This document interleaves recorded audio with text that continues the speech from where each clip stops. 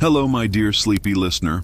Welcome back to Dreamy Historian, where history's quiet tales gently carry you into dreamland. Tonight begins our peaceful journey through the House of Windsor, a modern royal dynasty that has weathered storms and guided Britain through a century of unprecedented change from 1910 to today. In Part 1, we'll softly explore the early Windsor reigns of George V and Edward VIII. From a steadfast king who steered the nation through world war and social upheaval, to a monarch who chose love over crown in one of history's most dramatic royal moments, all while the world transformed around them. Before you drift away into peaceful slumber, please take a moment to like this video, leave a gentle comment about your favorite royal moment, and subscribe to keep these soothing tales coming your way. So, cozy up, close your eyes, and let these gentle whispers from the 20th century lull you into restful sleep. If you're new here, welcome to the Sleepy Crown family. George, later King George V, was born on June 3, 1865, at Marlborough House, Westminster, London. His father, Albert Edward, Prince of Wales, was Queen Victoria's eldest son and heir, often at odds with her over his carefree reputation. George's mother, Alexandra of Denmark, from the Schleswig-Holstein-Sonderburg, Glücksburg royal house, wed Albert Edward in 1863. Their first son, Albert Victor, born in 1864, made George, their second child, third in line to the throne. The mighty couple had 4 more children, daughters Louise, Victoria, and Maud, and a son, Alexander John, who died a day after his premature birth in 1871. Raised by nannies across royal estates like Windsor and Sandringham, George had limited parental contact, typical for the era. He and Albert Victor, close in age, shared lessons under John Neil Dalton, a clergyman recommended by Queen Victoria, who felt their father neglected their studies. From 1871, Dalton oversaw a curriculum heavy on Protestant texts, Greek and Roman texts, prioritizing humanities over sciences. George, more diligent than his elder brother, bonded with Dalton, a friendship lasting decades. At 12, their father enrolled them in the Royal Navy. In 1877, they began training, and by 1879, joined HMS Bacchante, a new corvette, with Dalton tutoring. Despite Victoria's fears, the ship proved sturdy in an 1879 storm, allowing a 3-year voyage covering 40,000 miles. They visited the Mediterranean, Caribbean, South America, South Africa, China, Japan, meeting Emperor Meiji in 1881, and Australia, witnessing Japan's modernization and the First Boer War in South Africa. Their travels were published in 1886 as the cruise of Her Majesty's ship Bacchante. George thrived at sea, continuing as a naval commander, while Albert went to Trinity College, Cambridge. In the mid-1880s, George trained under his uncle, Prince Alfred, in Malta, becoming a vice admiral by 1886. By 1890, he commanded HMS Thrush, a gunboat in the Western Atlantic, and in 1891, HMS Melampus, a cruiser, his final active command. George expected his father to succeed Victoria, followed by Albert Victor. But Albert's questionable lifestyle, including unproven links to an 1889 London scandal and health concerns, made him a controversial heir. In 1892, the Russian flu claimed Albert at 27, thrusting George second in line, destined to be king if he outlived his father. This shift reshaped his future and personal life. At the time that he fell ill in December 1891, Albert had been scheduled to marry Mary of Teck, the daughter of Count Francis von Hohenstein, Duke of Teck, one of the most senior figures in the German aristocracy. Although George had grown close to his cousin, Princess Marie of Edinburgh, who herself would one day become Queen of Romania, the decision of who he should marry was now largely taken out of his hands, and it was decided that he should marry Mary of Teck, his older brother's intended bride. The pair were wed at St. James's Palace on the 6th of July, 1893, in what, by all accounts, became a relatively happy union, despite its arranged nature. Children soon followed, with Edward born a year later in the summer of 1894, Albert late in 1895, Mary in 1897, Henry in 1900, George in 1902, and John in 1905. All except John, who unfortunately developed severe epilepsy and passed away in 1919 when he was just 13 years old, would live long lives. As parents, George and Mary were not easy to define. George was a very strict disciplinarian like his own father. This was not unusual by the standards of the late 19th century, but George appears to have instilled significant fear in his children, while he and Mary have also been criticized for failing to notice that a string of nannies that cared for the children in their earlier years were often emotionally and physically abusive towards them. However, on some occasions, their children expressed affection for their parents in their later years. And when George and Mary had to undertake a world tour for 8 months in 1901, they were said to be deeply upset at being separated from the children for such an extended period of time. Overall, it was a complicated relationship between the pair and their children. George had become Duke of York in 1892, following the death of his older brother, a title which had been borne for centuries by many figures who were second in line to the throne of England and then Britain. His new position meant that he had to quit active service with the Royal Navy of any kind, which might endanger his well-being. As such, following his marriage to Mary in 1893, much of their roles as Duke and Duchess were ceremonial and designed to expose the British people as much as possible to the man who would one day, perhaps many years from then, rule Britain and its empire. Thus, social engagements and photo opportunities became the order of the day, though unlike his father, George was not an avid partygoer and generally preferred a quiet life at York Cottage in Sandringham to hobnobbing with British high society. Some of his formal duties involved travel overseas, notably when George joined his parents to attend the funeral of their cousin, Tsar Alexander III of Russia in St. Petersburg in 1894. There he spent considerable time in the presence of his cousin, the new Tsar Nicholas II, whose rule would become entangled in many ways with George's years later. George's time as Duke of York eventually came to an end in January 1901, following the death of his grandmother, Queen Victoria, after a reign of 63.5 years. With her passing, which signaled the end of an age in British and indeed European history, George's father, Albert Edward, succeeded as King Edward VII of Britain and Emperor of India. He was already 59 years of age at the time of his accession, and his health was deteriorating owing to a chronic smoking habit and years of excess of all kinds. He would spend much of his relatively brief reign dealing with bronchitis, as well as a form of skin cancer that attacked his nose and even memory loss. It was consequently expected that George, who had become the Prince of Wales and heir designate in 1901, would succeed his father before too long. Nevertheless, Edward survived throughout the 1900s as George and Mary took on a string of ever-growing responsibilities, notably a world tour in 1901, in which they visited the furthest flung reaches of the British Empire. There were several important aspects to this, notably his opening of the first session of the Australian Commonwealth Parliament and a visit to South Africa during the Second Boer War. Further visits to India and other parts of the empire followed in the course of the 1900s. Thus, by the time George's father died on the 6th of May 1910, the subjects of the empire, as well as Britain itself, were familiar with the man who now ascended as their new king. He was 44 years of age at the time.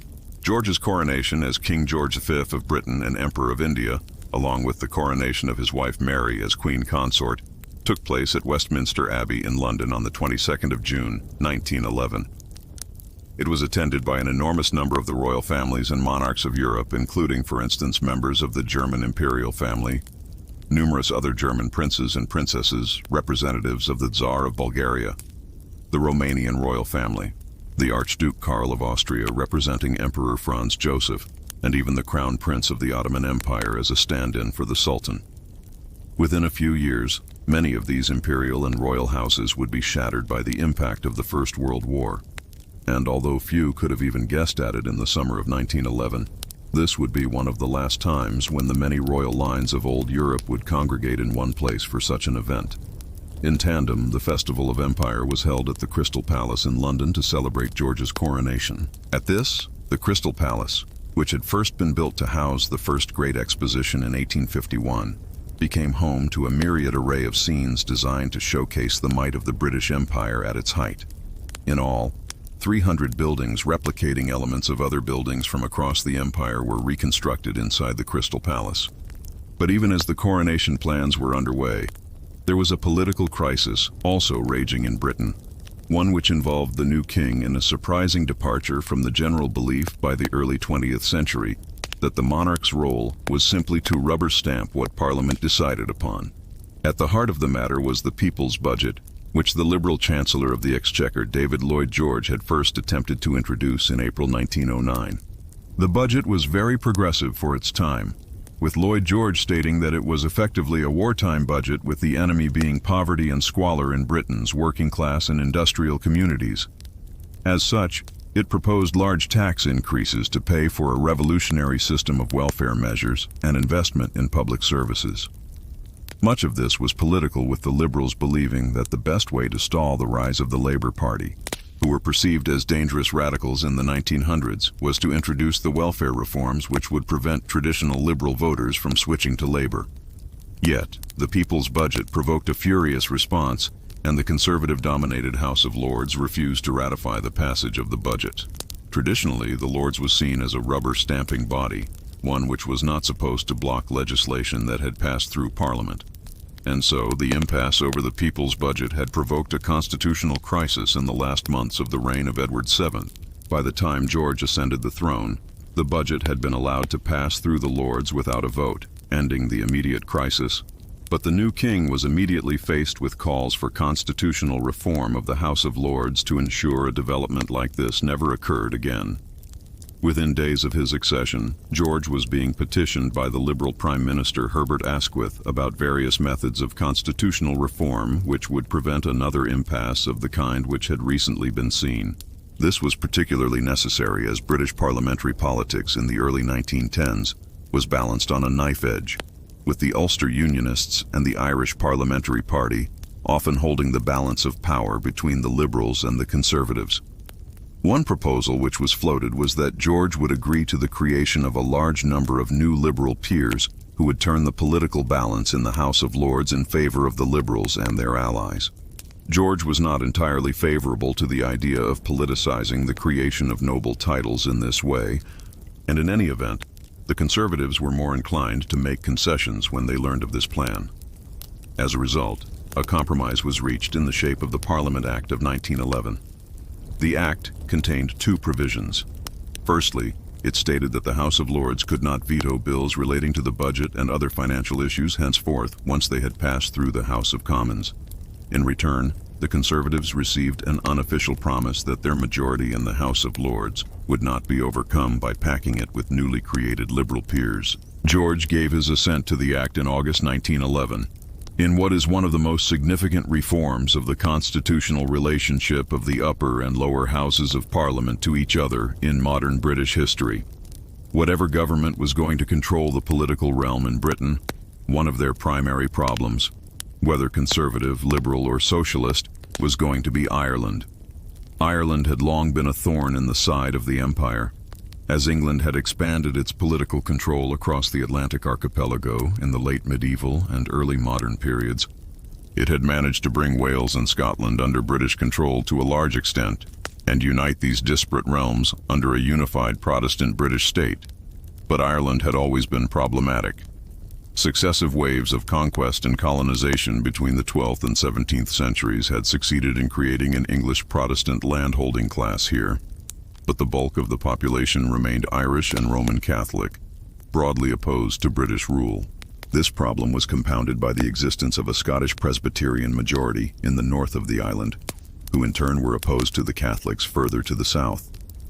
By George's time, politicians in England were determined to bring about some solution to the endless unrest in Ireland by granting some form of self-determination to the island, and if needs be, by separating the northern counties from the southern ones. But the political environment was highly fractious there by the early 1910s. As a consequence, the decision was taken that George should quickly visit Ireland following his accession to better reinforce the ties between the monarchy and the crown subjects in Ireland. George and Mary arrived at Dún Laoghaire near Dublin, a port which was then called Kingstown, on the 8th of July, 1911, just over 2 weeks after his coronation in London. The entourage was considerable, and 8 carriages were needed to bring the King and Queen to Dublin Castle, where they resided while in Ireland. Visits to the Phoenix Park on the western outskirts of the city and Leopardstown racetrack followed, as well as more charitable endeavors such as a visit to the Coombe Hospital in Dublin. Much effort was made to shroud the royal visit in a celebratory atmosphere, but there were tensions brewing underneath. Many of Dublin Corporation's politicians were nationalists and socialists who favored complete independence for Ireland from Britain and refused to participate in the events around the royal visit. While the King and Queen's visit to Cork, the Republican-dominated city in the south of the country, was undertaken in a very tense atmosphere where it was clear the new monarch was not welcome. This aside, George and Mary's route through Dublin was often lined by people cheering them. And when he left Ireland 5 days later, the king might well have imagined that with the right policies the island could still be reconciled to British rule. He would learn in time that this was certainly not the case. Ireland and all other parts of the empire were drawn increasingly towards conflict in the first years of George II's reign. For some time, Europe's great powers had been increasingly antagonistic towards one another. The Empire of Austria-Hungary, for example, was a rival of the Russian Empire for control over the Balkans, where the Ottoman Empire, the dominant regional power for many centuries, was in terminal decline. The French Republic had old grievances against the German Empire from the conquest of its eastern provinces of Alsace and Lorraine during the Franco-Prussian War at the start of the 1870s. And Britain had its own growing rivalry with Germany, the newly emergent continental power. Yet few saw a war of the kind which erupted in the summer of 1914 coming. In the end, it was a regional crisis caused by the assassination of the heir to the Austro-Hungarian Empire, Franz Ferdinand, by a Serb nationalist in the streets of Sarajevo, which cast the continent into war. By the start of August, the British, French, and Russians were at war with the Germans, Austrians, and Turks. As monarch, it fell to George to oversee the council, which decided that Britain would declare war on Germany in response to developments across the continent. He referred to these events in his diary later that day as a, quote, terrible catastrophe. But like many others, he was naively of the view that the First World War would be a quick affair. Instead, it dragged on for over 4 years of bloody trench warfare in northern France and elsewhere. The monarchy was somewhat compromised by the outbreak of the war, owing to the close relations which existed between Europe's major royal families by the early 20th century. Nearly all of the royal houses were intermarried, and George, Wilhelm II, the Kaiser of Germany, and Nicholas II, the Tsar of Russia, were all first cousins. Moreover, the king's paternal grandfather, Queen Victoria's husband Albert, had been Prince Albert of Saxe-Coburg and Gotha, a prominent German royal line. George and his family members still bore this title in 1914. Additionally, his wife Mary, although she had been born in England, was the daughter of Count Francis von Hohenstein, the Duke of Teck, within the German aristocracy. All of this created the rather embarrassing impression when the war broke out that the royal family were more German than English when their bloodlines were examined.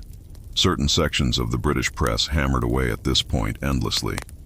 Thus, in July 1917, George caved to public pressure and issued a royal proclamation which changed the name of the royal house from the House of Saxe-Coburg and Gotha to the House of Windsor, a place long associated with the royal family, owing to the construction of Windsor Castle as a royal residence all the way back in the days of William the Conqueror in the 11th century, who ironically enough was a continental foreigner who conquered England. Beyond the concerns over the connections between the royal family and Germany, George and his family had a significant role to play in the conflict. Hundreds of members of the royal household and staff were enlisted in the war effort. For instance, the woodcutters from the Windsor Castle estate were sent to France as trench sappers. George himself first visited the trenches of northwest France in November 1914, the first of 5 such visits during the war, while Queen Mary joined him in 1917. Back in Britain, the King and Queen spent much of the mid-1910s visiting hospitals, nurses' stations, and clearinghouses to meet with wounded and discharged soldiers and sailors.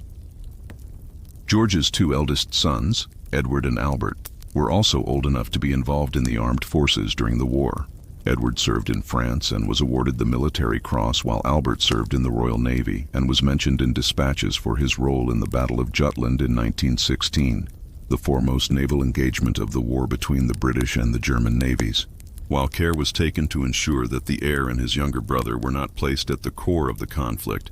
The fact that the king's sons were on active duty during the war aided in cementing the idea that the war was everyone's conflict, not just the lot of the average conscript. One of George's visits to France was to acknowledge the intensification of the conflict there. For 2 years, the Germans had been pressing towards Paris from Belgium. And for 2 years, the French and British, along with extensive detachments of Commonwealth soldiers from Canada, South Africa, India, Australia, and elsewhere, had pushed back. Then, in the summer of 1916, the British and French launched the Somme offensive against the German lines.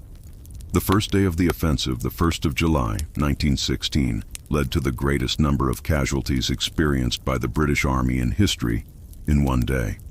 Over 19,000 soldiers were killed, and a further 38,000 were wounded or otherwise rendered unable to fight.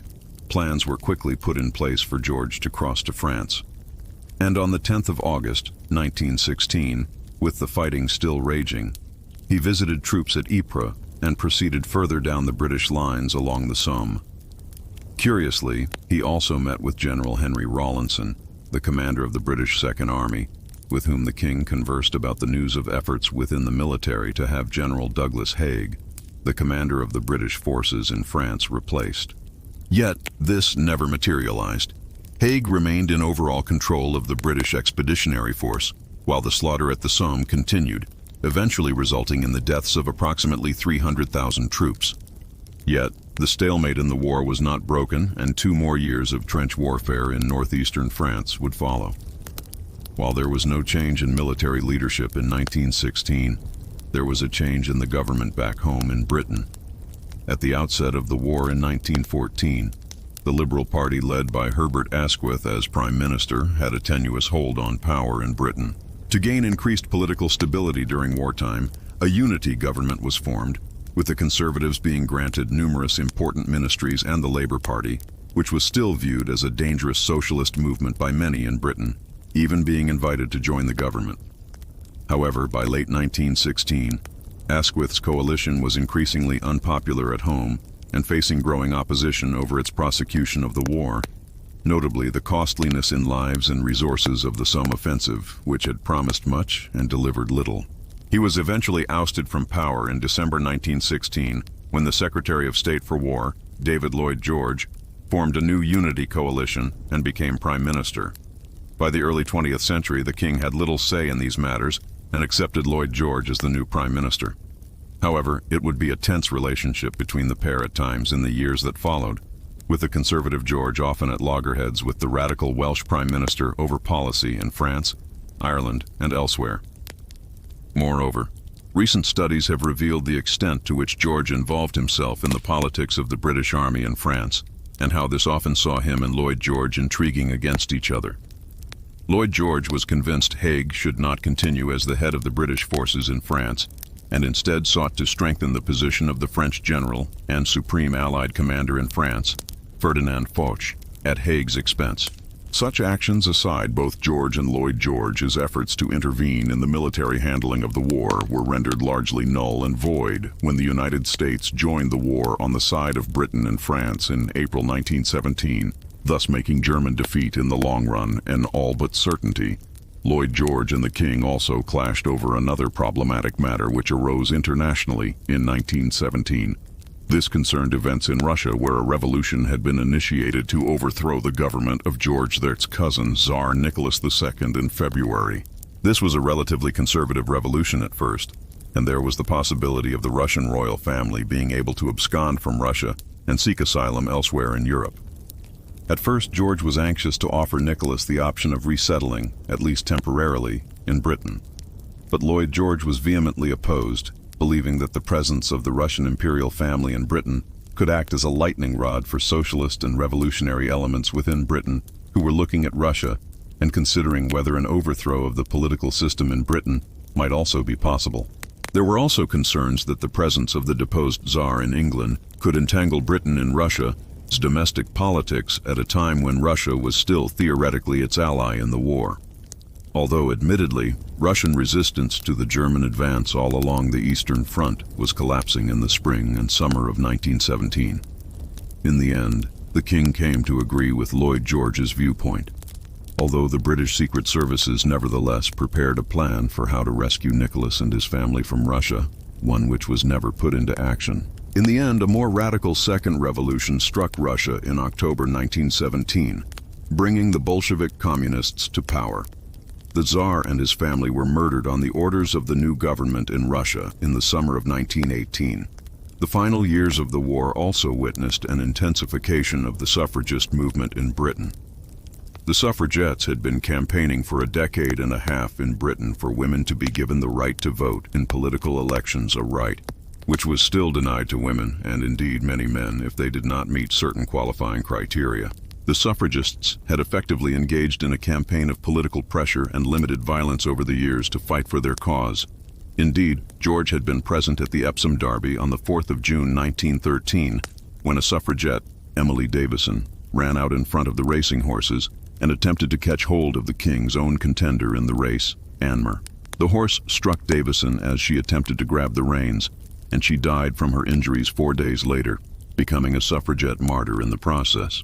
For his part, George had been more concerned for the horse and jockey in the aftermath of the incident, though in his defense he did not know the full extent of Davison's condition at the time.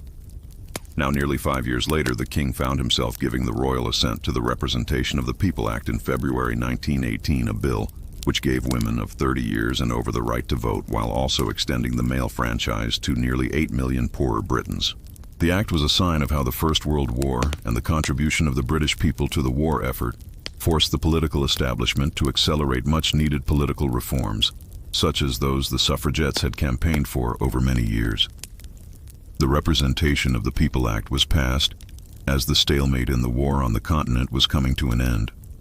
With the United States having joined the fight on the side of Britain and France, and with the economies of Germany and Austria-Hungary beginning to collapse under the pressure of 4 years of war, the strategic situation changed in the summer and autumn of 1918.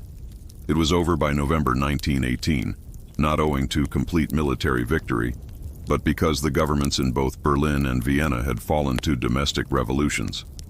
Lloyd George led the British delegation to France in the summer of 1919, which negotiated the terms of the post-war settlement. The resulting Treaty of Versailles with Germany forced the German government to accept the blame for causing the war, stripped the country of all its colonies and a sizable proportion of its territory in Europe, and imposed huge war reparations payments on the German people for decades to come. It was a punitive peace settlement, one which was matched by the hubris displayed by the British and French governments in carving up the Middle East and the defeated nation as African colonies between them. Lloyd George sent a letter to the king on the 5th of August 1919, informing him that he believed the treaty was, quote, worthy of the heroism and endurance displayed by your majesty, his forces by sea, land, and air, and by all classes of your majesty's subjects who worked at home during the 5 years of grievous struggle. There was a great degree of truth to the Prime Minister's letter, but nevertheless, the treaty had sown into it the seeds of another war many years later. 2. Cessation of the conflict in November 1918 did not bring any respite to Europe. Indeed, the next 5 years were even deadlier for the continent. This was partly owing to the collapse of the old political order and numerous revolutions and civil wars in countries like Russia, Germany, and Turkey.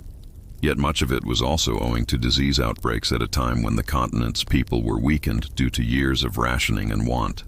The disease which swept across Europe in 1918 and into 1919 is known as the Spanish flu. Even though it originated in the United States by early 1920, it had infected over 500 million people and is estimated to have killed somewhere between 20 and 50 million people, though reliable statistics for Asia and Africa are not available. The royal family was not immune to it, and indeed such were the ravages of disease outbreaks on the Windsors in recent decades, notably the death of George's older brother Albert Victor in 1892, that they were anxious to avoid contagion. Consequently, the royal court fled from London, but by then it was too late for the king to avoid the Spanish flu, just 2 months after it first surfaced in the U.S. George was struck by it in May 1918. He made a full recovery, though, something which cannot be said of many others. The Prime Minister, David Lloyd George, also contracted it and nearly died. While the Spanish flu had largely passed the king and his immediate family by in 1918, the revolutions which followed the end of the First World War would have a more enduring impact. These sprung up all across the continent, generally in the countries which were defeated during the war, such as Germany, the Ottoman Empire, and the Austro-Hungarian Empire, the latter of which was fragmenting into several smaller states by the time the armistice was declared in November 1918. However, it was not confined to these, and some of the revolutions elsewhere impacted directly on the monarchy. Such was the case with the September 11, 1922, revolution, which occurred in Greece as a spillover from the Turkish Revolution. Here, senior officers within the Greek army and navy initiated a coup against the reigning government of King Constantine, George V's cousin.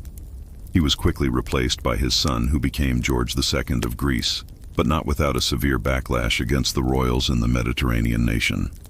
Such was the danger implicit in this that George II had to send ships of the Royal Navy to the Mediterranean nation to rescue his cousins Prince Andrew and Princess Alice, the paternal grandparents of the present King of Britain, Charles III, from Greece. More broadly, George was skeptical about the revolutions which subsumed Europe at this time, viewing most as dangerously revolutionary and socialist, developments which George, as a conservative British monarch, was deeply opposed to. One of these revolutions was closer to home than all others. While Britain itself avoided conflict in the aftermath of the war, it could not prevent unrest across the Irish Sea in Ireland. In the decades since George had visited the country, just days after his coronation in England, Ireland's political problems had mounted. At the outset of the war in 1914, the Irish Parliamentary Party, the country's largest single political party at Westminster, had made an agreement with the government in England. It would convince Irish men to sign up for the war effort and head for the trenches of France. And in return, the British government would grant home rule to Ireland, whereby an Irish parliament would be established in Dublin, one which would rule many aspects of Ireland, albeit still as part of the British Empire. However, the war years saw this consensus fall apart. On Easter week in 1916, a coalition of nationalist revolutionaries led a botched military revolt against British rule, seizing large parts of Dublin. This was soon crushed, but in its aftermath, support for the Irish Parliamentary Party collapsed and was replaced with support for a new political movement, Sinn Féin.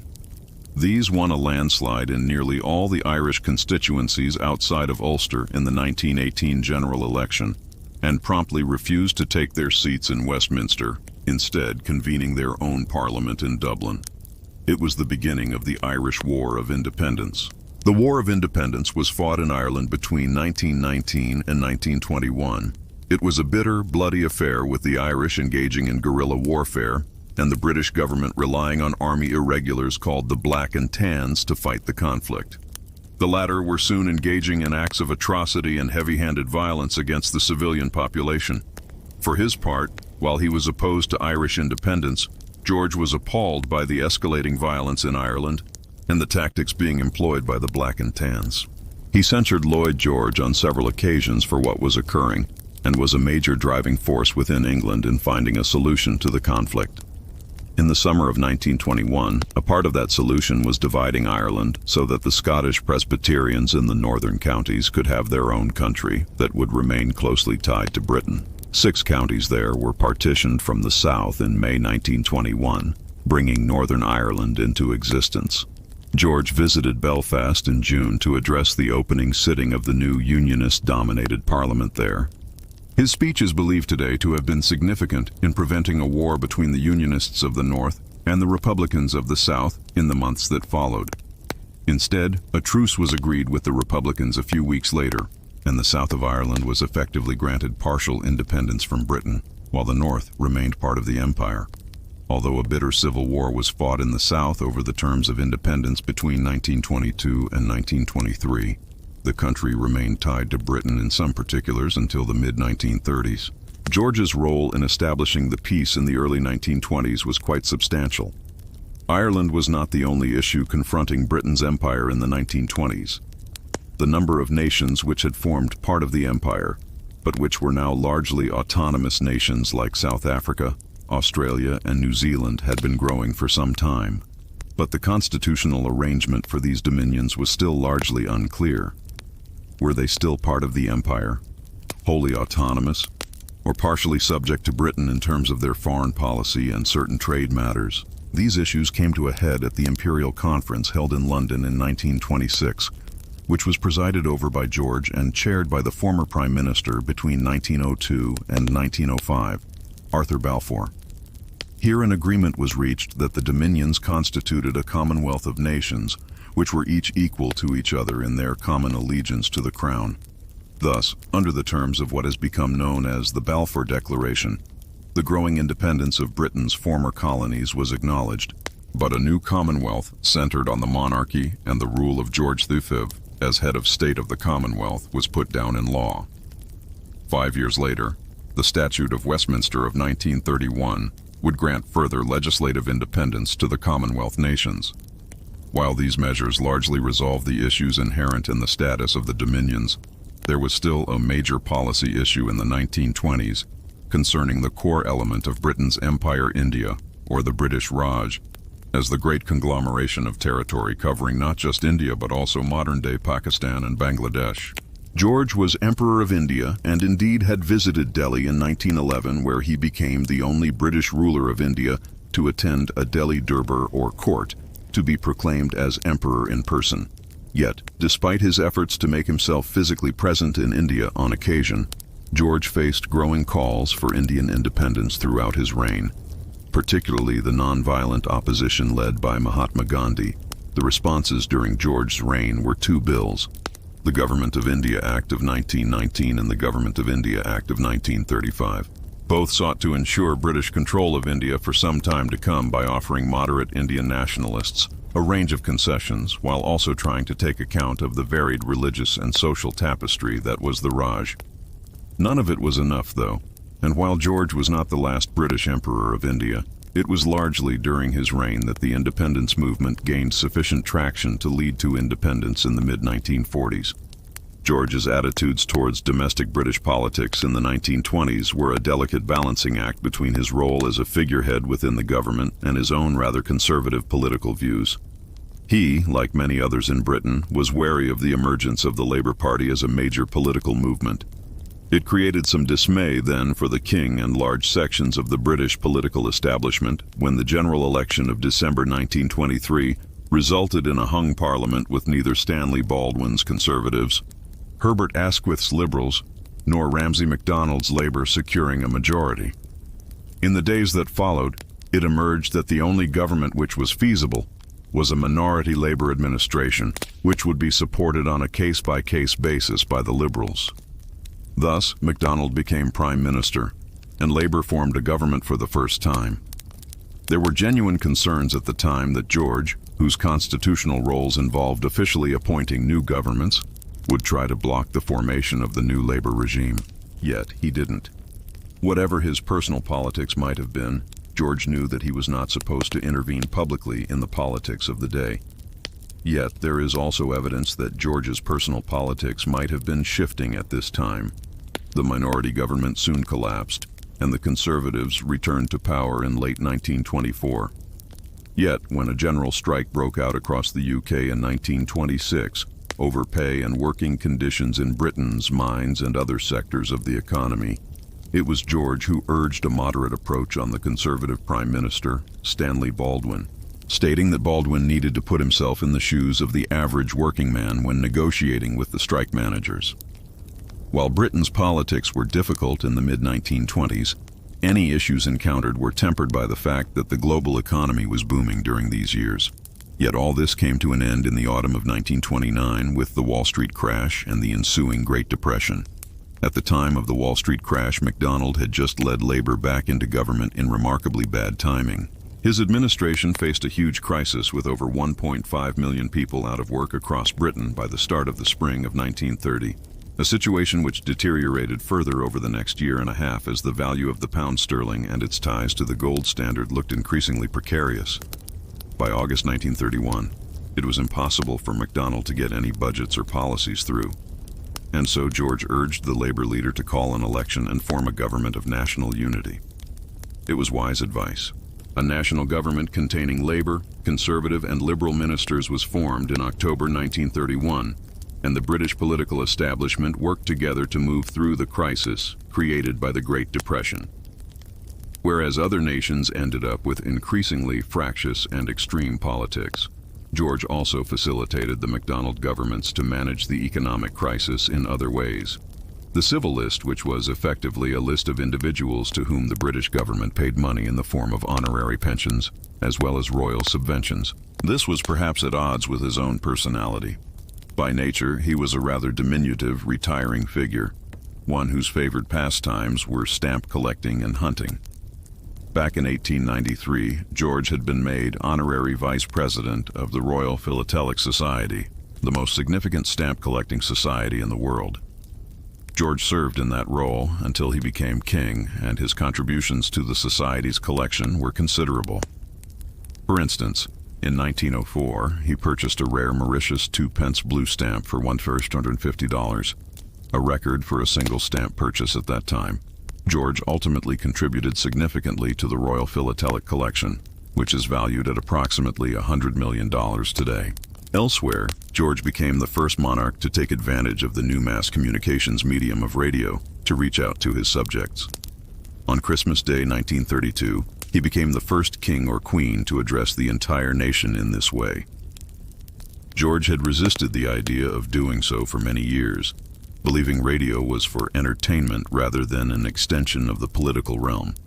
But in the 1930s, as the crisis deepened across the country and other politicians, such as Franklin Delano Roosevelt, the then governor of New York, began using radio to communicate with their constituents, George relented and gave the first royal Christmas speech in 1932. The King's speech was scripted by Rudyard Kipling, the great author of Kim and the Jungle Book, whose knowledge of the British Empire and British India in particular qualified him for writing a speech, which was broadcast to all of George's subjects, not just in Britain, but in the Raj and the Commonwealth nations as well. The speech sought to offer some comfort in the context of the tumultuous years Britain and citizens of the empire alike had just lived through. It may be that our future may lay upon us more than one stern test. Our past will have taught us how to meet it unshaken. For the present, the work to which we are all equally bound is to arrive at a reasoned tranquility within our borders to regain prosperity without self-seeking, and to carry with us those whom the burden of past years has disheartened or overborne. George's speech was a major success, and the tradition has continued almost uninterrupted ever since. While Britain ultimately managed to pull itself out of the Great Depression in the mid-1930s via the mainstream political parties forming a unity government and acting in unison with each other, the same was not true for other nations. In Germany in particular, the massive economic crisis provided the basis for the rise of extremist politics and ultimately the ascent to power early in 1933 of Adolf Hitler and the Nazis. George was wary of the rise of the German fascists from the beginning, as were many within the political establishment in Britain, but few had as prescient a view of what might occur as did the king.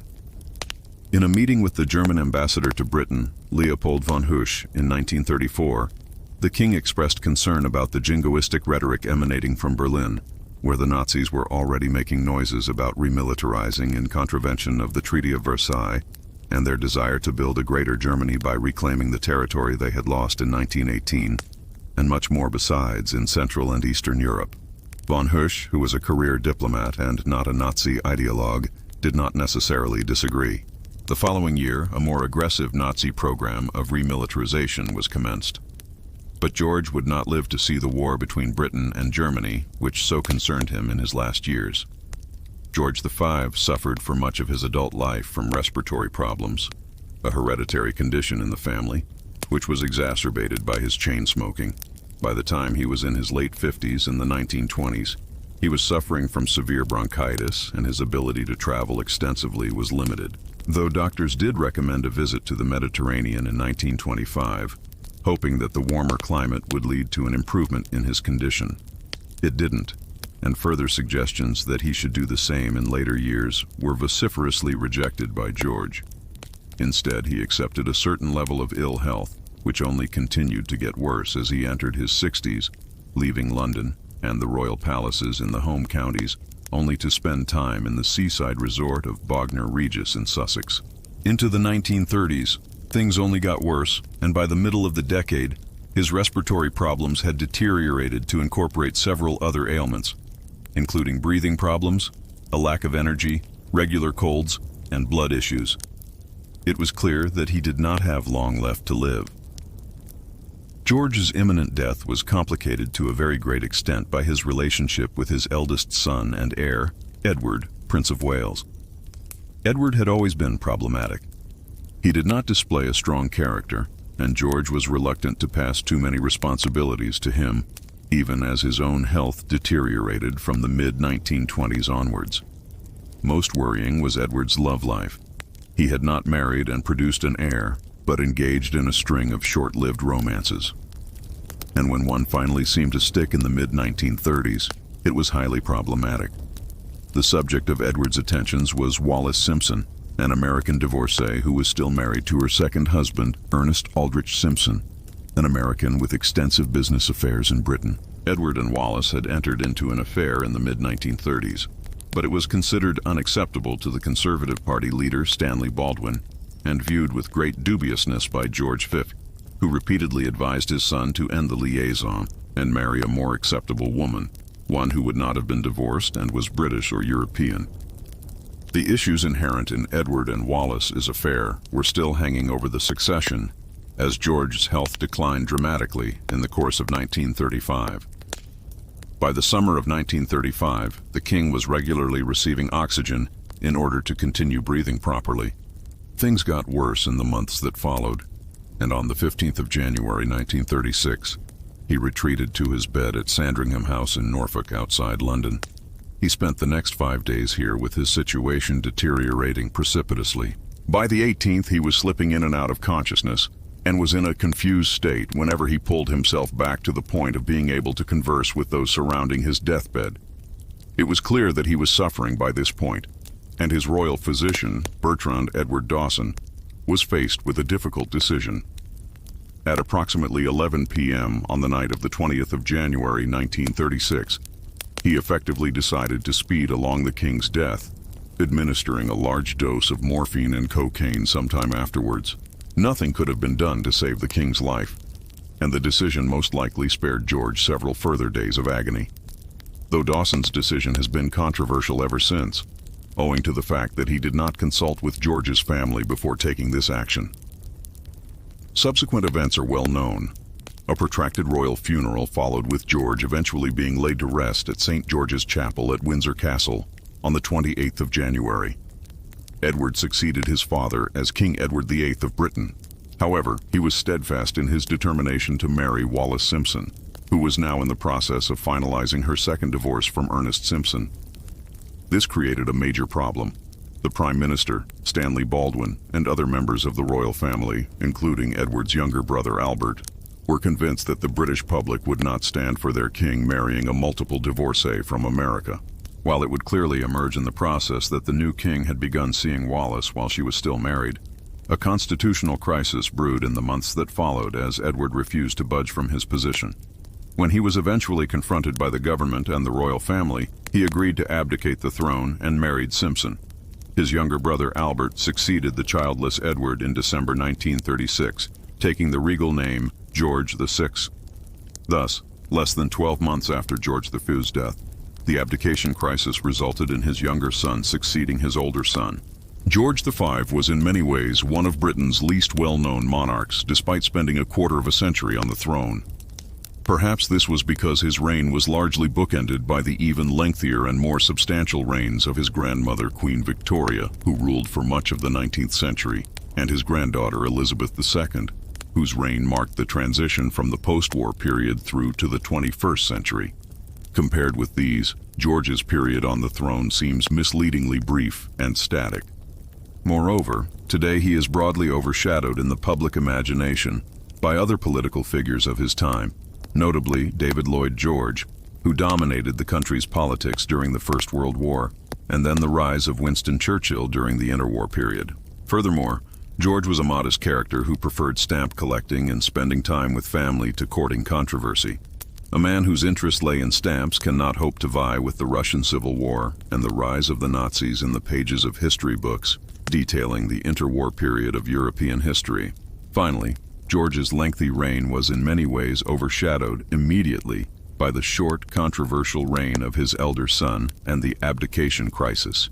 Yet, to suggest that because George's reign was in many ways rather bland for its time, it was without merit would be to do it and the man a disservice. George provided simple, uncontroversial leadership as King of Britain during a tumultuous period of British and European history. From the outset, he was a man who disliked violence and wished to see the First World War ended as quickly as possible. In the aftermath of it, he approached the revolutions which Europe was inundated with in the late 1910s as something which needed to be overcome while maintaining a conservative political landscape.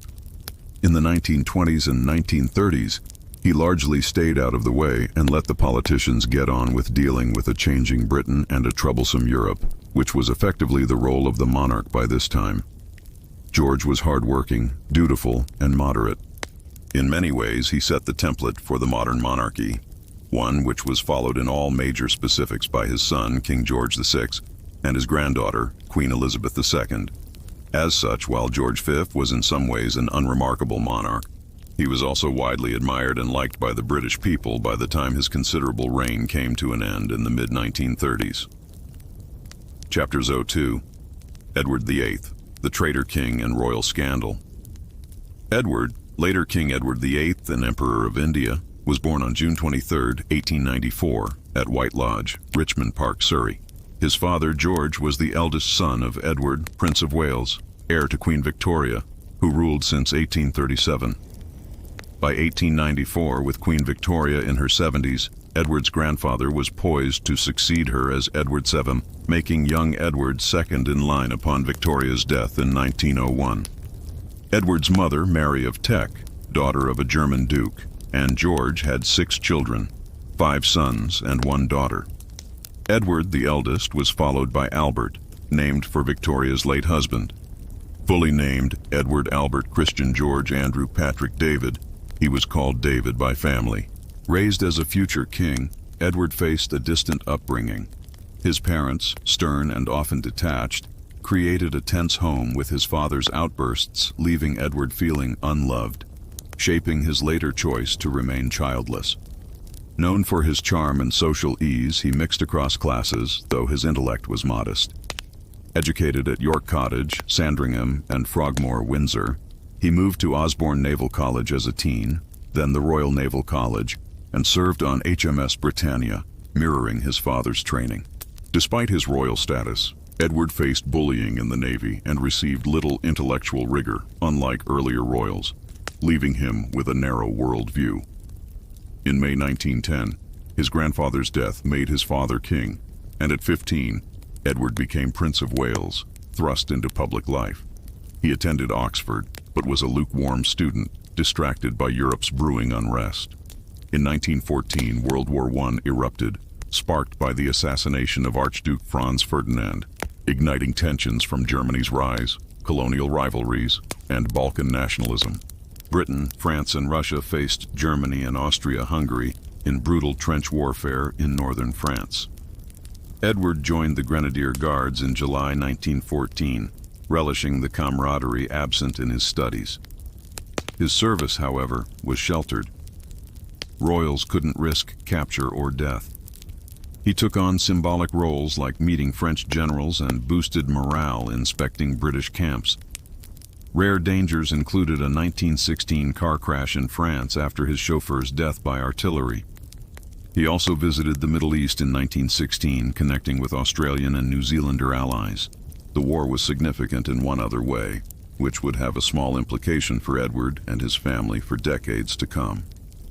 At the outset of the conflict, the royal family was known as the House of Saxe-Coburg and Gotha.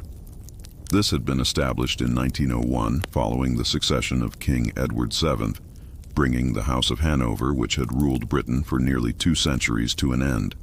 However, the House of Saxe-Coburg and Gotha, which was assigned on account of the extensive links between the British royal family and many of the most senior royal lines within Germany, became problematic in the context of the First World War.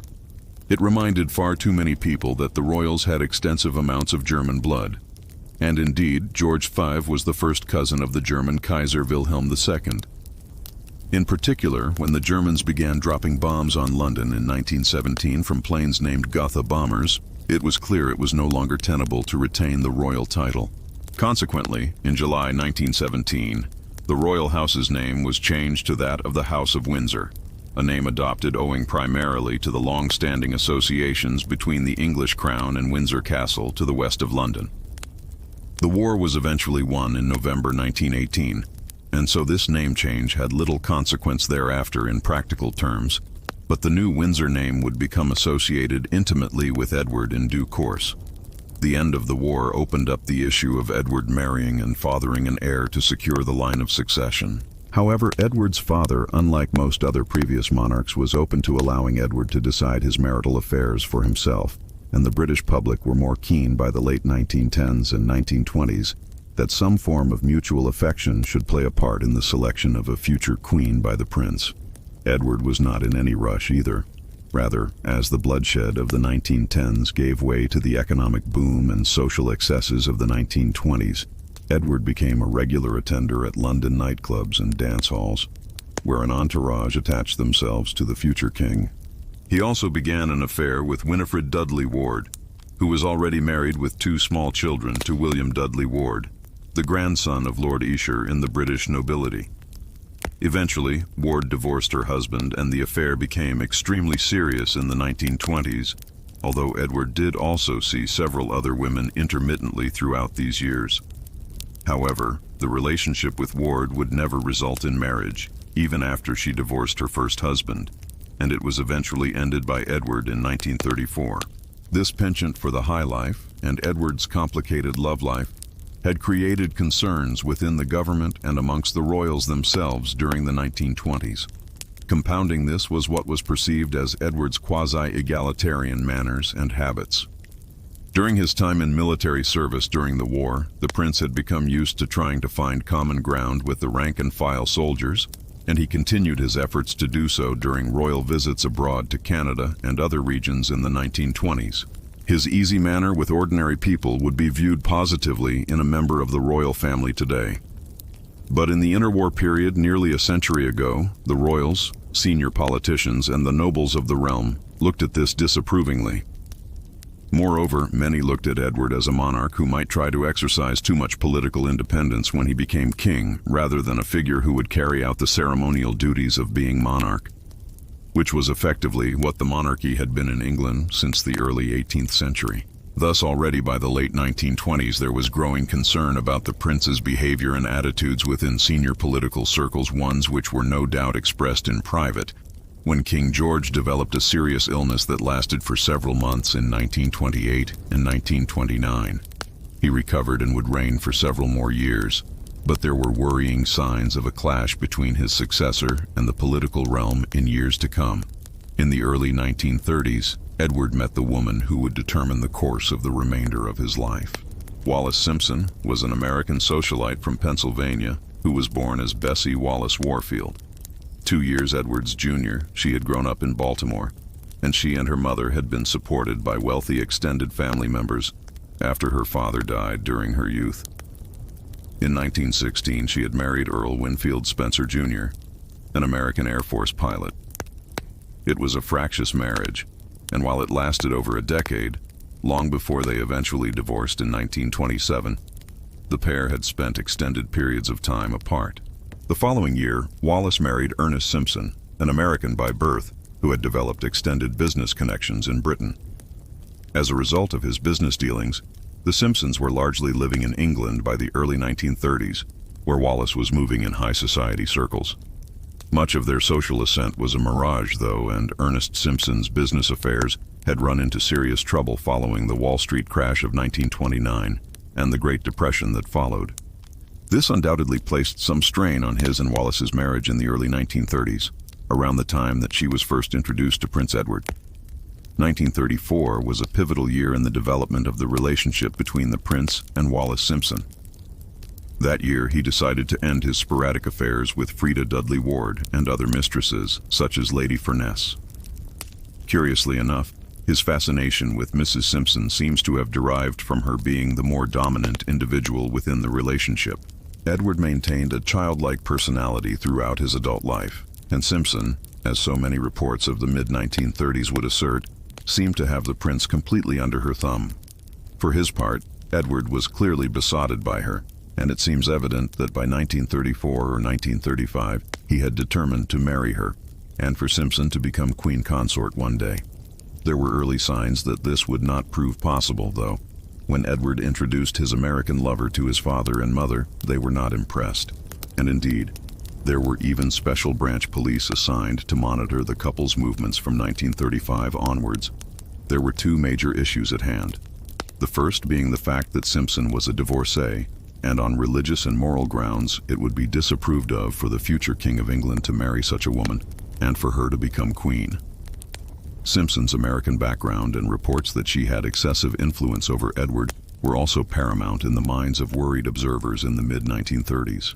The question of who would become queen consort became a pressing one before too long. On the 20th of January 1936, at 70 years of age, King George V died, and Edward was proclaimed as King Edward VIII the following day. At first, there were positive signs. George V had been an ill man for many years, and his chronic respiratory problems had often taken from his ability to serve as monarch.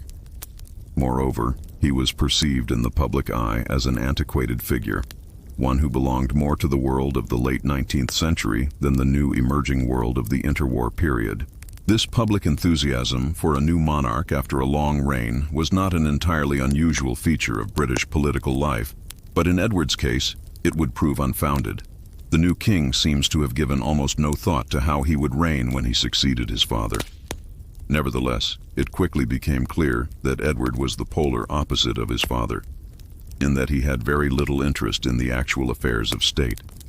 Ministers would present him with documents and state papers which he would give almost no attention to. Rather, he seemed to be content to carry on his life much as he had before, including maintaining an active social schedule in London. Within weeks, many at Westminster and elsewhere were troubled by what they saw. Edward's distracted nature was all the more worrying because when George V died, it was a moment of some considerable difficulty in world politics. The legacy of the First World War was immense. In Eastern Europe, the Russian Revolution had broken out in 1917 and resulted after many years of civil war in the emergence of the Soviet Union as a major world power, one which was ideologically opposed to nations like Britain. In the Far East, the Empire of Japan was ascendant as the dominant power there, and several years earlier in 1931 had begun aggressively expanding on the Asian mainland by conquering the Chinese province of Manchuria. In Western Europe, Spain was about to descend into a vicious civil war after years of instability, whilst elsewhere on the continent, fascist regimes and authoritarian governments had seized power in countries like Italy, Austria, and Hungary. Compounding the growth of extremist politics was the economic crisis which began in 1929 with the Wall Street crash, and which resulted in years of profound economic depression in the early 1930s. In this landscape, Britain was a bastion of relative stability. Edward's job as king would be to try to maintain this and Britain's empire in India and Africa. However, of all the problems confronting Europe, none was as great as that posed by Germany.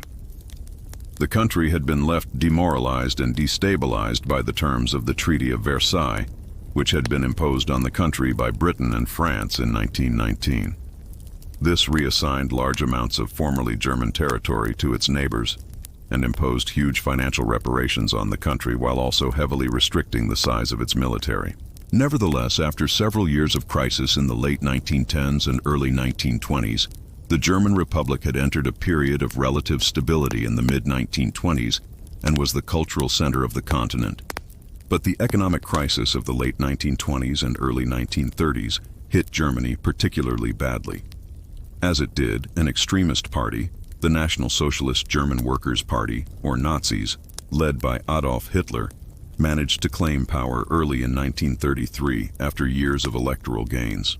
They soon turned Germany into a one-party dictatorship, and in the 12 months prior to Edward's accession had begun aggressively rearming in contravention of the Treaty of Versailles. One might have expected that Edward's reign would be characterized by opposition to Nazi aggression. But events were quickly to ensure that the reign was brief, and Edward was soon cozying up to the Germans in ways that have cast a shadow over his entire life ever since. Edward was known to sympathize with elements of the Nazi regime in Germany, an issue which would create untold controversy before too long. But the more pressing issue in the first months of his reign was that of his relationship with Mrs. Simpson. At first, it was not clear how much difficulty this would create.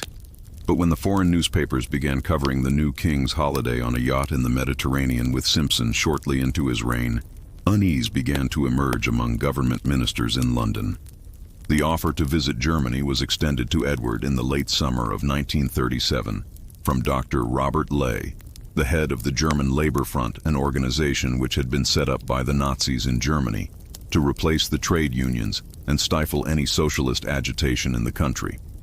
The offer was extended from this body as figures like Edward and Lloyd George the year beforehand were being invited to the country principally to view how Germany had overcome its economic woes and was running its factories through bodies like the Labor Front. Edward accepted, seemingly based on a desire to rejuvenate his profile in the aftermath of his kingship. A tour of the United States was also planned, and he seems to have developed the idea that he could act as an individual who might foster new ideas about how to avoid political conflicts across the Western world, like those which had engulfed Spain and cast it into civil war. Essentially, Edward wanted to visit Germany to see how the further spread of communism and radical socialism could be avoided. Thus, by the early autumn of 1937, he had accepted the offer, and news of the impending visit was relayed to the British ambassador in Berlin, George Ogilvy Forbes. The tour commenced on the morning of the 11th of October when the Windsors arrived at Friedrichstrasse station in Berlin. Despite being billed as a private tour rather than a royal visit, the couple were met at the station not just by Robert Ley, but by Joachim von Ribbentrop as well, who was soon to be appointed as the German foreign minister, and still held the title of German ambassador to the United Kingdom. The trip thereafter lasted for 12 days down to the 23rd of October. Much of it consisted, as Lloyd George's had the previous year, of visits to German factories and various government installations. These went from the mundane, such as a tour of a light bulb factory, to the sinister, notably a trip to a newly built concentration camp, which the Windsors were admittedly deceived about regarding its true purpose. Other visits included ones to Hitler youth rallies and factories belonging to major German companies like Krupp's. The dominant theme throughout was to present an image of efficient German industry with well-run factories, a nation that had returned to work after the economic difficulties of the early 1930s, and happy and enthusiastic workers. There were also considerable efforts made to highlight Britain's cultural closeness to Germany, with the two nations' national anthems being played whenever Edward and Wallis arrived at a factory or academy. The goal throughout was to impress on the couple that Germany was a model for how to prevent the spread of radical socialism on the continent, and that the Nazis were natural allies of the British. Throughout their visit, the Windsors met with several of the most senior members of the Nazi regime. For instance, on their first evening in Berlin, the couple were brought to dinner at Horcher's, a popular haunt of the Nazi senior leadership in the capital by von Ribbentrop, along with the German architect and later Minister of Armaments Albert Speer and the Minister of Propaganda Joseph Goebbels and his wife Magda. More controversially, Edward and Wallis met Hermann Goering, the head of the newly formed German Air Force and Hitler's second-in-command, at his hunting estate outside Berlin on the 14th of October. This included a meeting in Goering's study, where the Nazi minister had a map of Central Europe on the wall, one which depicted Austria as forming part of a Nazi-controlled Greater Germany, despite the implication that Germany intended to take over an independent neighbor before long. Edward did not raise any objections. When this was combined with news of the Duke and Duchess visiting armaments factories where German tanks, armored vehicles, and submarines were clearly being constructed, and Edward's offering of the Nazi salute to many officials during the trip, it is not difficult to see how concerns arose surrounding it and endured thereafter. If the impression conveyed to contemporaries and to posterity by the Windsors' near 2-week stay in Germany were not bad enough, It culminated with a personal meeting between Hitler and Edward on the 22nd of October. This occurred at the Berghof, the Nazi leader's alpine retreat on the southern border between Germany and Austria. There are varying accounts of the meeting and the subsequent conversation after Wallis joined them later on. For instance, some suggest it was a rather insignificant meeting with social niceties expressed, some vague feelings of amity between the German and British nations swapped and compliments exchanged, followed by tea. Others, though, have claimed that Edward indicated his active support for Germany's increasingly aggressive foreign policy and Hitler's desire to acquire lands in Austria, Czechoslovakia, and Poland. There certainly is no suggestion that the former king attempted to discourage German expansionism. Finally, when the meeting had concluded, the former king and the German chancellor departed by giving each other the Nazi salute. Unsurprisingly, the issue of what may or may not have been discussed in Germany during the Windsor's visit, especially during Edward's meetings with Hitler, Goering, and others, has aroused considerable controversy. Some have suggested that discussion veered into talk of Edward facilitating an alliance between Germany and Britain, as Germany expanded on the continent and prevented a further rise of communism. These theories have been fueled by the fact that the minutes of the meeting between Hitler and Edward on the 22nd of October were subsequently destroyed. What did they contain that warranted their destruction? Other evidence is open to interpretation. For instance, on the final night of their tour, the Windsors were entertained in Munich by Rudolf Hess, Hitler's long-standing private secretary, and his wife Ilse. At one point, Rudolf and Edward disappeared for about an hour, leaving behind their interpreters and all other staff. An hour later, they were found upstairs. Rudolf was allegedly showing Edward his collection of model ships. But was he really, or was something more sinister being discussed? While there is extensive disagreement among historians about the trip, what has been universally accepted by biographers of Edward and historians of the royals in the mid-20th century is that it demonstrated a startling lack of judgment on the former king's part one, which has forever shrouded his life in ignominy. And it didn't just end when the Windsors departed from Germany on the 23rd of October 1937. As we will see, fresh rumors and concerns abounded during the Second World War, ones which Edward and Wallis did nothing to dispel. Following their trip to Germany, Edward and Wallis returned to Paris, where they rented a mansion on the Boulevard Suchet, in which they lived in the late 1930s. As they were settling there, the Germans were intensifying their aggression on the world stage. Already during their visit to Germany in 1937, Hitler had been applying ever greater pressure on Austria to force it into a political union with Berlin. The Anschluss, creating a Greater Germany, was finally achieved in March 1938 in violation of the Versailles Treaty. Within weeks, Hitler was pressing the case for the annexation of the Sudetenland, a part of Western Czechoslovakia with a largely ethnic German population. At a conference in Munich in September 1938, Britain and France caved in to Hitler's demands, but insisted that any further Nazi attempts at expansion at the expense of Germany, his neighbors, would result in war. In the spring of 1939, when he annexed the rest of Czechoslovakia and the city of Memel in the Baltic States region. However, when German tanks rolled over the border into Poland at the very beginning of September 1939, appeasement could no longer be allowed. Britain and France declared war 2 days later, as the Second World War commenced. For the former king and his wife in France, they, like everyone else in the country, must have assumed a German invasion would come soon. However, as the autumn turned into winter and then 1940 dawned with Poland long conquered by the Germans and no westward campaign having occurred, many began to talk of a phony war.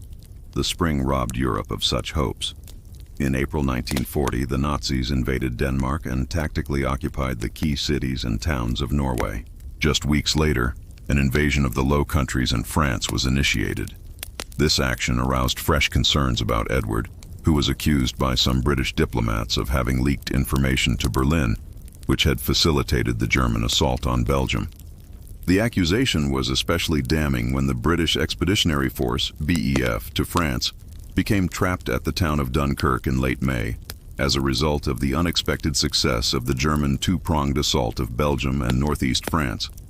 Only a daring amphibious rescue operation prevented hundreds of thousands of British troops from either being obliterated or captured. The French, though, were not so lucky, and on the 14th of June 1940, Paris was occupied by the Nazis. The city and France in general would remain under German control for the next 4 years. Notwithstanding their earlier friendliness towards the Nazis, the Duke and Duchess were the targets of a conspiracy by Hitler and the Nazi paramilitary organization, the SS, in the summer of 1940. The goal of what was codenamed Operation Willy was to kidnap the Windsors who had left Paris when France was invaded in May 1940, heading south to Biarritz and then journeying over the border into Spain with the ultimate goal of reaching Portugal. Operation Willy was conceived while they were traveling through Spain, which under the fascist dictatorship of General Francisco Franco was friendly towards Hitler's government. The idea was that the Duke would be kidnapped, brought to Germany, and then his alleged pro-German inclinations would be fostered with a view to re-establishing him as King of England following the German defeat of Britain in the war. By the time plans were at an advanced stage, the Windsors had already crossed into Portugal and were living in Lisbon by the first days of July 1940. At this juncture, a new plan was settled on whereby Edward would be tricked into crossing back into Spain and detained there. But even Walter Schellenberg, the SS official who was placed in charge of the operation and who subsequently became the head of Nazi foreign intelligence, later conceded that the plan was ludicrous. Operation Willy was never brought to fruition, but the arrival of the Windsors in Lisbon and the ever-present lack of tact displayed by Edward and Wallis on their arrival there opened them up to further charges of engaging in traitorous activity, ones which, like their visit to Germany in 1937, have created long-lasting suspicions that have never been entirely resolved.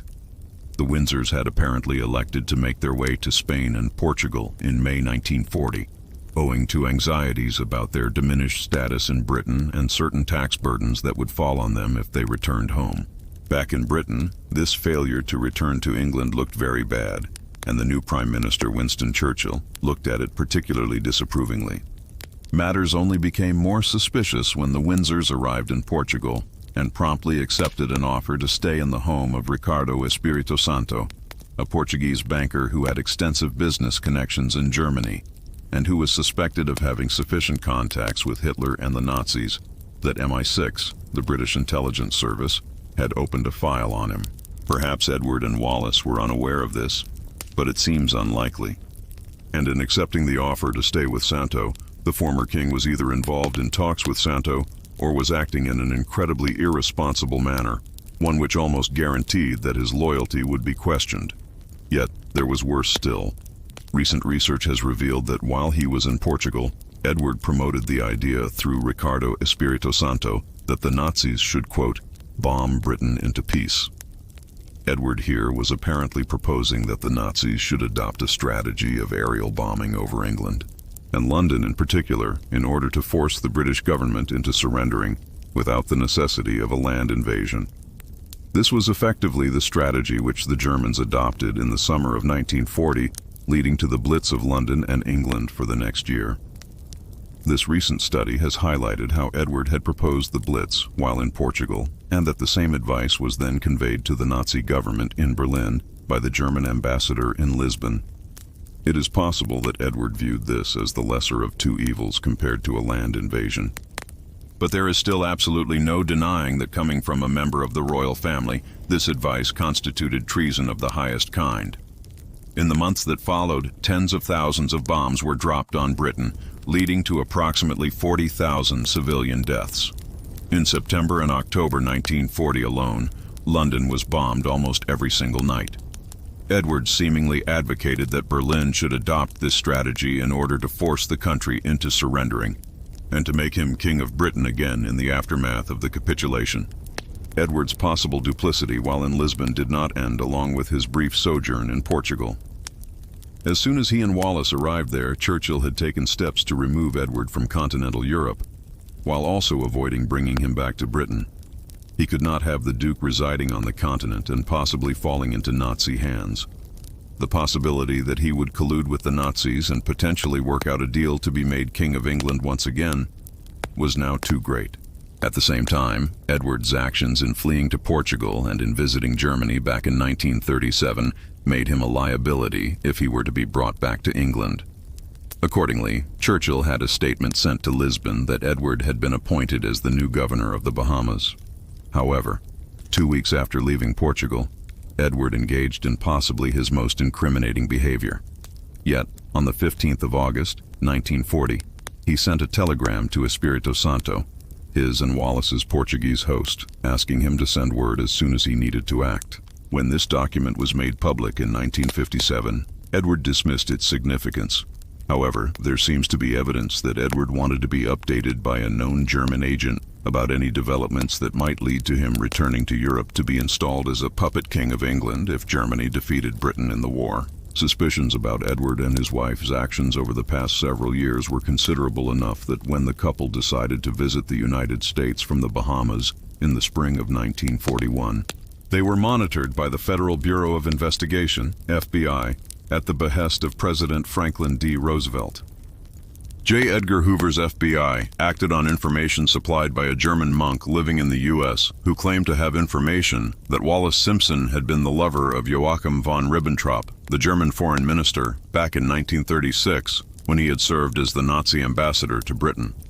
Suspicions were also aroused by a different English informant who claimed that Edward had made an arrangement with Hermann Göring that if the war ended in German victory, Göring would then attempt to overthrow Hitler and subsequently install Edward as King of England. How much of this was based on solid information and how much was just the wild imaginings of FBI informants is very difficult to know. However, it is indicative of the concern that attached itself to Edward and Wallis during the war years, that they were shadowed by FBI agents during this first visit to Florida from the Bahamas in 1941, and again on several further occasions after the U.S. entered the war in December 1941. We may never be able to disentangle fact from fiction when it comes to Edward's dealings with the Nazis, but we can be sure of one thing. Any plot he might have been engaged in did not materialize. Instead, Edward and Wallis spent the period from the autumn of 1940 through to the end of the war in 1945, largely ensconced in the Bahamas, a region which Edward dismissively referred to as a third-rate colony. He was contemptuous of the natives whom he viewed as racially inferior to their colonial overlords. As a consequence, he might have been the worst individual imaginable to have been charged with quieting serious riots over low wages across the islands, which occurred in the summer of 1942. However, Edward handled these diplomatically, and as governor of the island, he introduced a policy of poor relief and public works to try to both develop the islands and assuage ill will against Crown rule. Nevertheless, he and Wallis were eager to leave what they considered to be a colonial backwater to which they had been banished. And in mid-March 1945, months before the war ended, the former king resigned his commission as governor of the island archipelago. While Edward and Wallis spent their time in the Bahamas and were being trailed in the U.S. by FBI agents, the war effort began to turn against the Germans. Hitler had decided to suspend efforts to conquer Britain late in 1940 and instead turned his attention towards the Soviet Union. A massive invasion, the largest in the history of warfare, was initiated in the summer of 1941. That winter, the German Third Reich reached its greatest extent as German troops reached Moscow and Leningrad. However, they failed to take the cities, and by 1942, Russian resistance had turned the war into a stalemate on the Eastern Front. Thereafter, Germany's position gradually collapsed as resources ran out. The U.S. entry into the war late in 1941 began to have an impact, and the infinitely superior manpower of the Soviet Union became the deciding factor on the Eastern Front.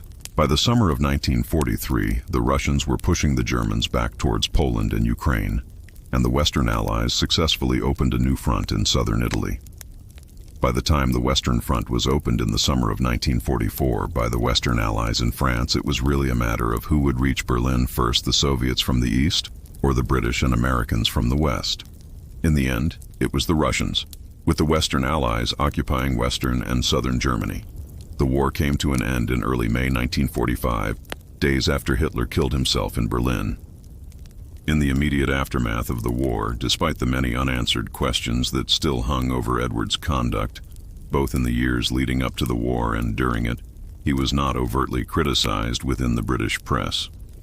Nevertheless, there was a clear desire for both he and Wallis to resume the arrangement that had been in place in the late 1930s.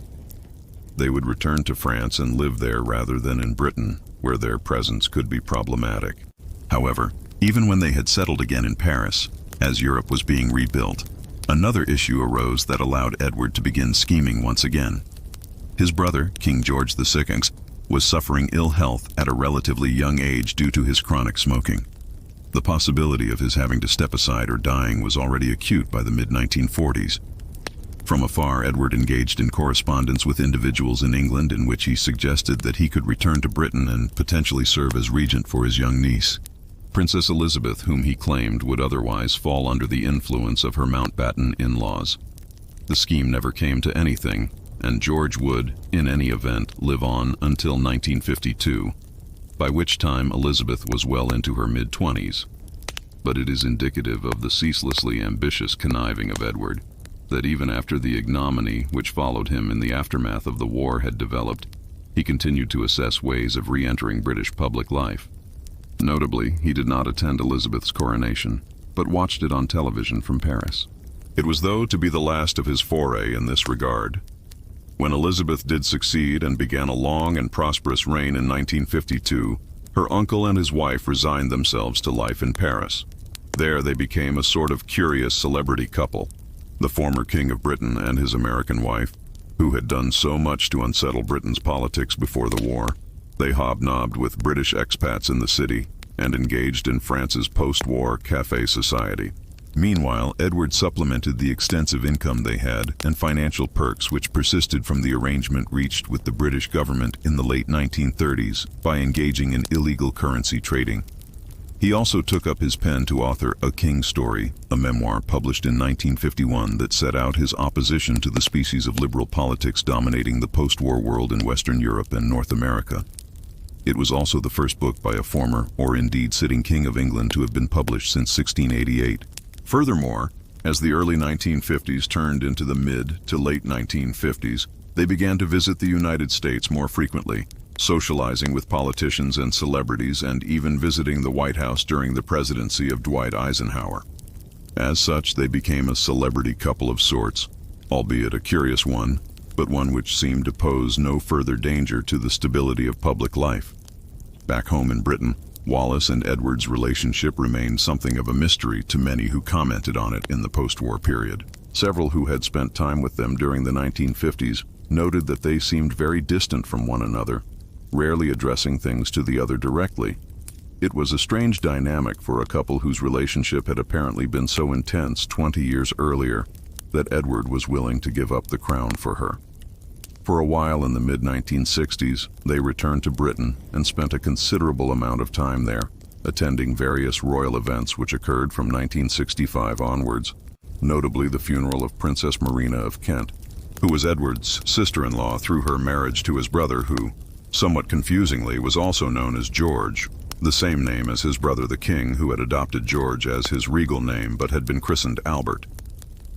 Edward, like Marina, was not far away from the grave himself. By now, in his early 70s, he was facing a mounting number of health problems, most related to his chronic smoking. In between attending events in Britain in the mid-1960s, he regularly flew to America to attend doctors there and had a number of different surgical procedures carried out, notably to relieve his coronary problems. Eventually, the prince's lifetime smoking habit caught up with him. In the early 1970s, throat cancer was diagnosed. It was inoperable and terminal. By this time, he and Wallis had ensconced themselves in Paris, but though the former king did not have long left to live, he was able to receive a visit from his niece Queen Elizabeth II, who fortuitously was on a state visit to France right around that time. Edward died on the 28th of May, 1972 in Paris. His body was quickly removed to England, where it lay in state at St. George's Chapel at Windsor Castle, rather than at Westminster Hall. Somewhat surprisingly, a large percentage of the British public filed by in the days that followed to pay their last respects to the king who had briefly ruled 3.5 decades earlier. The funeral service was held on the 5th of June in the presence of Queen Elizabeth, the royal family, and Wallis Simpson. Thereafter, he was buried at the Royal Mausoleum at Frogmore. This was perhaps surprising, as there had been considerable speculation over the years as to where in Britain, if at all, Edward would be buried. In death, as in life, the former king was a subject of political intrigue. Edward's widow did not have a good life after his passing. Wallis continued to live in France and was financially supported by her late husband's estate and an allowance from Queen Elizabeth, but her health was declining, and by the late 1970s, she was developing advanced dementia. She was also increasingly frail and prone to falling over, resulting in her breaking her hip twice, while from 1980 onwards she lost the ability to speak. Thus, her later years were spent largely housebound and with her mental faculties sharply deteriorating. To compound matters, she was being taken advantage of by her French lawyer, Suzanne Blum, who assumed power of attorney for the increasingly incapacitated Wallis. Blum used her position to exploit Simpson financially. Eventually, Wallis died in Paris on the 24th of April 1986 at 89 years of age. Her funeral was held a few days later at St. George's Chapel at Windsor Castle. Her marriage to Edward, which had faced so many difficulties and aroused many different controversies, had survived the distance, despite these adversities, and she was interred next to him near Windsor Castle. King Edward VIII was one of the most controversial figures in modern British public life. In 1936, he ascended to the throne of Britain, and as Emperor of India, when he was still a bachelor, in his early 40s. However, while unmarried and without an heir, he was still an individual who had a varied love life. And that was the problem. Not only was the new king known for his extensive social life as Prince of Wales in the 1920s and 1930s, but he was also a figure of widespread gossip on account of his numerous liaisons with married women. One of these was problematic from the start of his brief reign. By 1934, Edward had become besotted with Wallis Simpson, an American who had already divorced once and who would need to do so again in order to marry Edward. When it became clear that this was exactly what the pair intended, it became a matter of national controversy. It has been widely debated ever since whether the issue of Simpson being a multiple divorcee was the real reason for Edward being forced to abdicate at the end of 1936, or if he was simply unpopular within political and social circles, and Simpson was used as a means to force him out in favor of the much more respectable George VI. Whatever the reason, the end product was the same. Edward abdicated, making him the shortest reigning monarch in nearly 5 centuries. Had matters rested there, we might look on Edward today as a sympathetic character, one who had the crown stolen from him, owing to antiquated views on religion and marital morality, which pertained in the 1930s. But what followed tarnished his reputation irreparably. In the autumn of 1937, Edward, who had always harbored sympathies towards the Nazi regime which had emerged in Germany in 1933, undertook a tour of the country, one in which he met with such odious characters as Hermann Goering, Joseph Goebbels, and finally Adolf Hitler himself. There is no doubt Edward was in favor of fascism as a bulwark against socialism in Europe. What conspiracies might have been plotted in 1937 is unclear, but we do know that in 1940, when the Nazis quickly conquered France, Edward and Wallis adopted home. The couple were involved with Nazi agents across Western Europe in the months that followed. Was Edward plotting to return as King of Britain in a Nazi-dominated Europe? We cannot be sure. But what is perfectly clear is that in acting in the way in which he did, and opening himself up to the aspersions which he did, Edward forever tarnished himself as the possible traitor king. What do you think of King Edward's fate? Do you think he was conspiring as blatantly with Adolf Hitler and the German Nazi Party as many believed? Or was he simply somebody who liked to arouse controversy? And that's the end of part 1 of our serene Windsor tale. From the steadfast leadership of George V through the romantic drama of Edward VIII's abdication for love, we've drifted through an era of remarkable transformation. If this story brought you a bit of peace tonight, don't forget to like, comment your favorite monarch, and subscribe so you never miss a dreamy dive into history. Next time on Sleepy Crown, we'll continue our Windsor journey with Part 2, exploring the courageous George VI, who overcame his stutter to lead Britain through World War II, and the legendary Queen Elizabeth II, whose remarkable 70-year reign shaped the modern world. Rest well, dear friend. May your sleep tonight be deep, your dreams gentle, and your heart calm. Good night from Dreamy Historian.